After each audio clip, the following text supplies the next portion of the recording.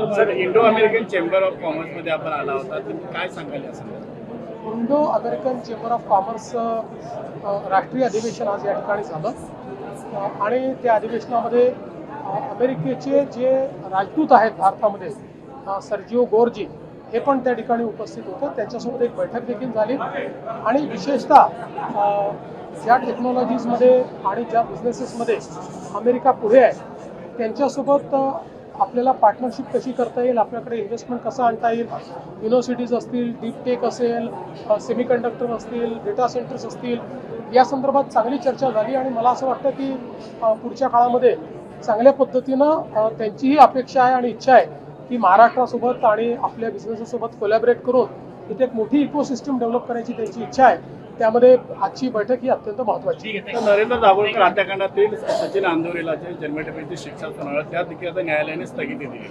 हे मला आत्ता याची कल्पना नाही. मी कार्यक्रमात होतो तेव्हा मी माहिती घेऊनच बोलतो.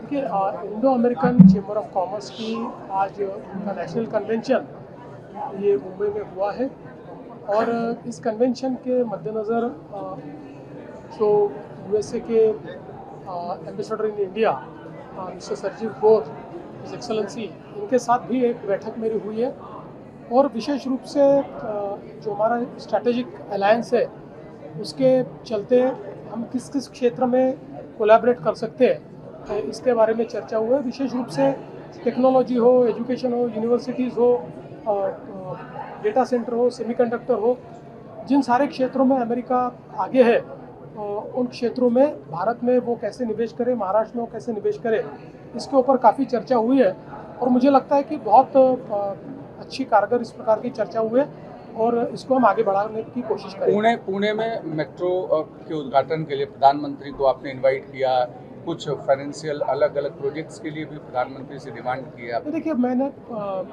कल जब मैं प्रधानमंत्री जी को मिला तो पुणे की जो हमारी शिवाजी नगर टू हिंजवड़ी ये जो मेट्रो है ये अब करीब करीब कंप्लीट हुई है और उसका एक पार्ट हम लोग ओपन कर सकते, मेजर पोर्शन ओपन कर सकते हैं. उसका टेस्टिंग चल रहा है और टेस्टिंग के बाद उसको ओपनिंग करना है.